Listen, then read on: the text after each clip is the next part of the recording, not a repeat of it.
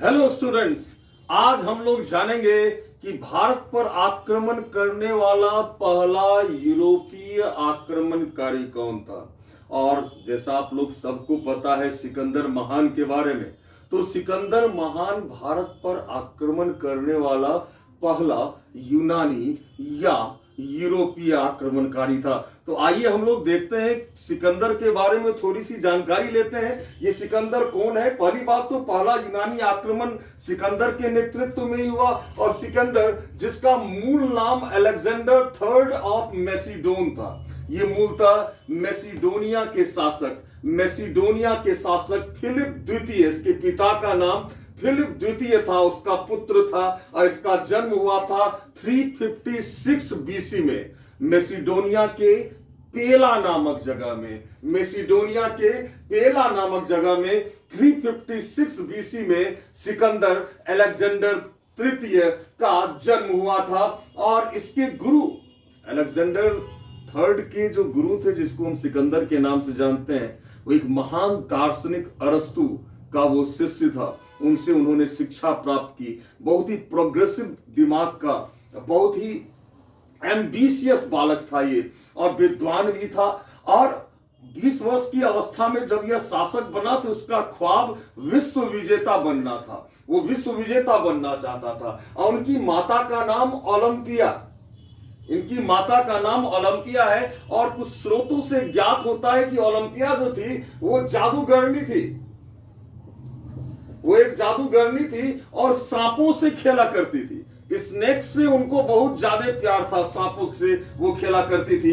एक ही बहन था जिनका नाम क्लियोपैट्रा था। उनकी बहन का नाम क्लियोपैट्रा था। 20 वर्ष की अवस्था में अलेक्जेंडर थर्ड ऑफ मैसिडोन अर्थात सिकंदर शासक बना, और वो विश्व विजेता बनना चाहता था। और इसी उद्देश्य से संपूर्ण यूरोप को रौंदते हुए वो बैक्ट्रिया, सीरिया, मिस्र, बेबीलोन होते हुए भारत की ओर बढ़ा। मिस्र को जब उसने जीता तो मिस्र को जीतने की खुशी में उसने एक नगर का निर्माण मिस्र में करवाया, जिसका नाम अलेक्जेंड्रिया था। अलेक्जेंड्रिया नामक शहर की स्थापना उसने मिस्र के अंदर की, और वहां एक विश्वविद्यालय का निर्माण भी सिकंदर ने करवाया। और वहां के जो सबसे पवित्र स्थल माना जाता था उसका नाम ऑरेकल ऑफ शिवा था, जिसके दर्शन उसने किए।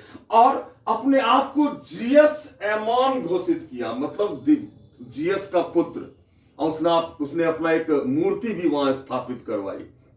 वहां से वो भारत की ओर बढ़ा। भारत की ओर बढ़ने से पहले सबसे पहले उसने ईरान के शासक दारा तृतीय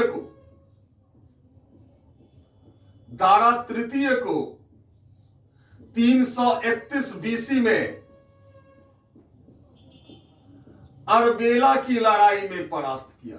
अरबेला की लड़ाई में जो हखमनी साम्राज्य का अंतिम शासक था दारा तृतीय, उसको परास्त किया। और उसकी बेटी रुखसाना के साथ, दारा तृतीय की बेटी रुखसाना के साथ उसने विवाह किया। और रुखसाना से उसे एक पुत्र की भी प्राप्ति हुई, अलेक्जेंडर चतुर्थ। लेकिन यह पुत्र हुआ सिकंदर के मरने के बाद, इस पुत्र का जन्म हुआ था 300।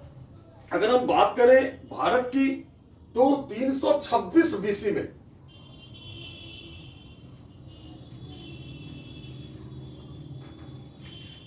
सिकंदर ने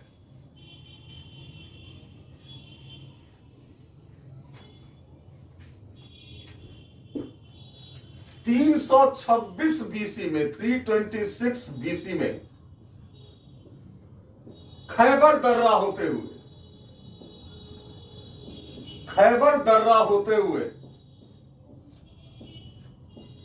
उस समय बसंत ऋतु था, स्प्रिंग सीजन, बसंत ऋतु का समय था। खैबर दर्रा होते हुए भारत पर आक्रमण किया 326 बीसी में। और भारत में पहला राष्ट्रद्रोह का प्रमाण भी इसी समय मिलता है, जब तक्षशिला का शासक आम भी निकाया में इससे भेंट करता है और उससे दोस्ती कर लेता है सिकंदर के साथ, और भारत में देशद्रोह का, राष्ट्रद्रोह का यह पहला उदाहरण माना जाता है। अब भारत की स्थिति की अगर हम बात करें, उस समय जब सिकंदर ने भारत पर आक्रमण किया था, तो हेमचंद्र राय चौधरी बताते, मैंने पहले ही बताया है आप लोगों को, कि भारत का प्रवेश मार्ग जो एकमात्र प्रवेश मार्ग है वो भारत का नॉर्थ वेस्ट का, उत्तर पश्चिम का क्षेत्र, और खैबर दर्रा होते हुए, बोलन और खैबर दर्रा होते हुए कोई भी भारत में प्रवेश कर सकता था। और हेमचंद्र राय चौधरी जो एक महान इतिहासकार हैं, वो कहते हैं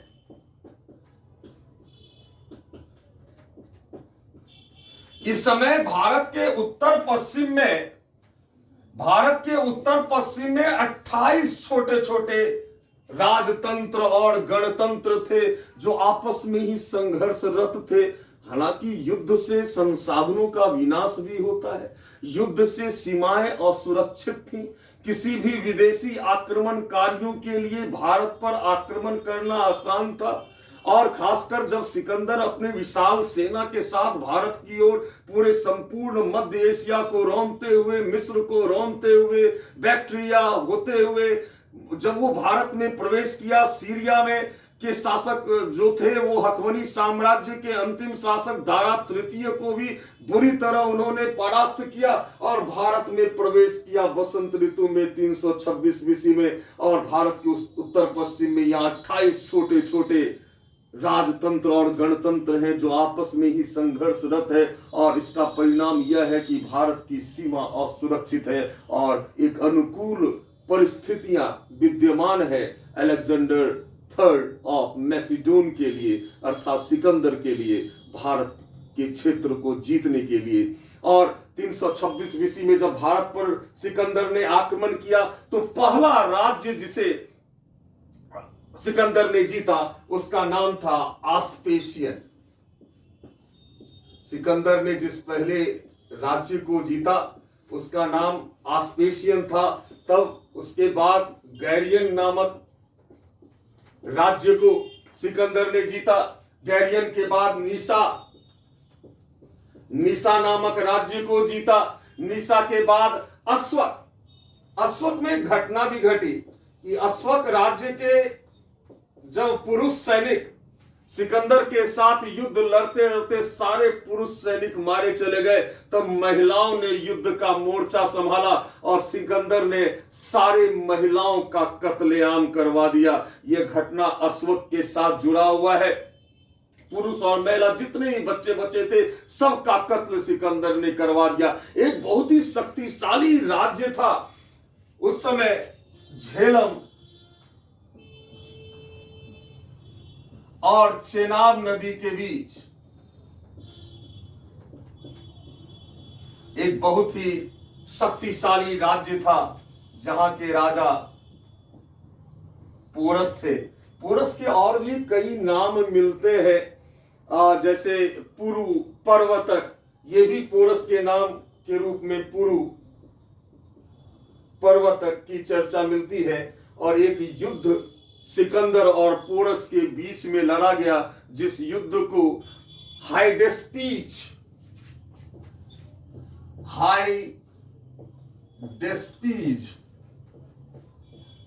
या वितस्ता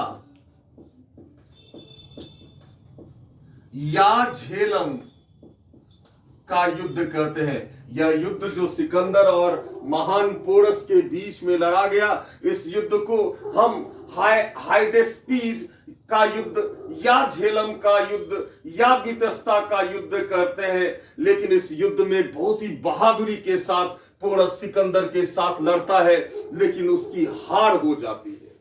और जब इसे गिरफ्तार, ऐसी सूचनाएं मिलती हैं तत्कालीन साहित्यों से कि जब पोरस युद्ध हार जाता है और वो आत्मसमर्पण कर देता है, तब सिकंदर उससे पूछता है, बोलो तुम्हारे साथ कैसा व्यवहार किया जाए। तब पोरस कहता है कि जैसा एक राजा दूसरे राजा के साथ करता है। और उसका यह जवाब सुनकर, पोरस की वीरता को जहां देखकर सिकंदर उससे बहुत अधिक प्रभावित होता है और उसका राज्य उसे लौटा देता है। इस तरह सिकंदर भारत में पोरस विजय के उपलक्ष्य में सिकंदर ने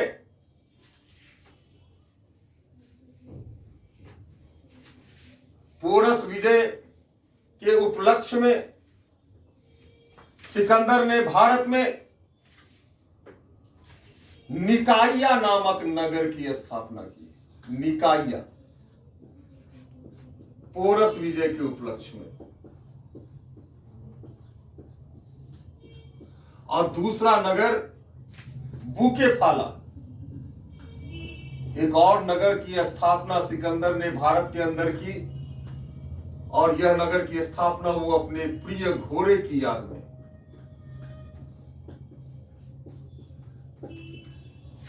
तो पोरस के साथ एक विशाल युद्ध हुआ था, और लगातार युद्ध लड़ते हुए उसके सैनिक आ रहे थे। जब उसके सैनिक व्यास नदी के तट पर पहुंचे, व्यास नदी के तट पर जब सिकंदर के सैनिक पहुंचे, तो सिकंदर के सैनिकों ने आगे बढ़ने से इनकार कर दिया और विद्रोह कर दिया।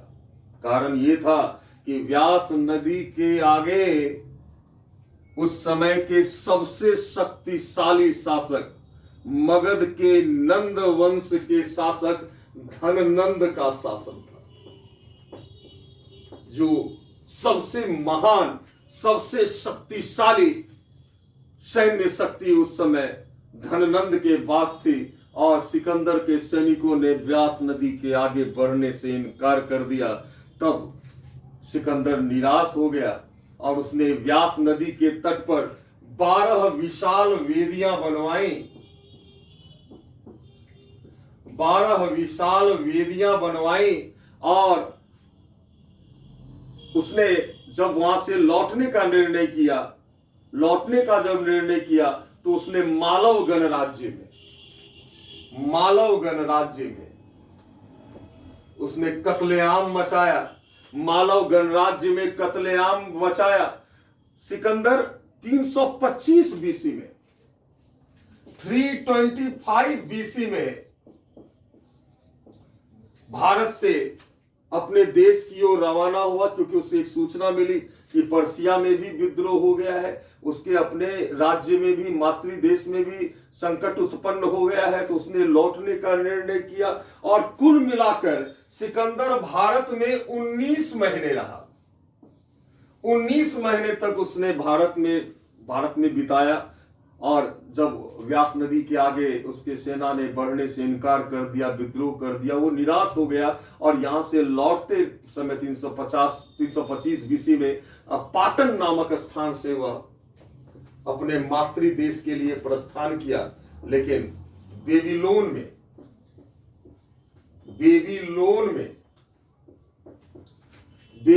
में सिकंदर की मृत्यु हो गई। 323 ईसा पूर्व में, 323 बीसी में सिकंदर की मृत्यु हो गई बेबीलोन में। और इसका उत्तराधिकारी फिलिप तृतीय था, क्योंकि मैंने बताया कि दारा का की पुत्री से ये विवाह किया था, और रुक्साना के साथ। उससे अलेक्जेंडर चतुर्थ जो पैदा हुआ, वो सिकंदर की मृत्यु के बाद पैदा हुआ।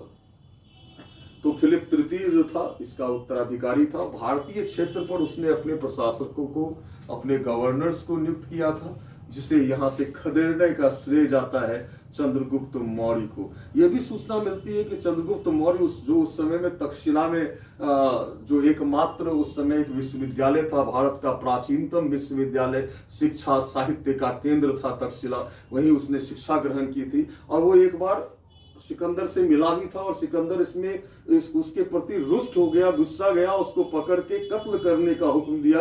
लेकिन किसी तरह से चंद्रगुप्त मौर्य जान बचाकर भागा। और जब सिकंदर की मृत्यु हो गई बेबीलोन में, तो यहाँ के गवर्नर्स को सिकंदर ने, इसकी चर्चा जब हम लोग मौर्य काल के इतिहास को पढ़ेंगे उस समय जरूर करेंगे, कि चंद्रगुप्त मौर्य ने जो सिकंदर के द्वारा जीते गए जितने राज्य थे, उसके जो सैनिक थे, पहले जो बेरोजगार हो चुके थे, जो चोरी डकैती राजनी वगैरह करने लगे थे, उन लोगों को इकट्ठा किया और एक जन आंदोलन का नेतृत्व भारत के उत्तर पश्चिम में किया। और तमाम जितने भी गवर्नर्स थे सिकंदर के, उसको भारत से खदेड़ दिया।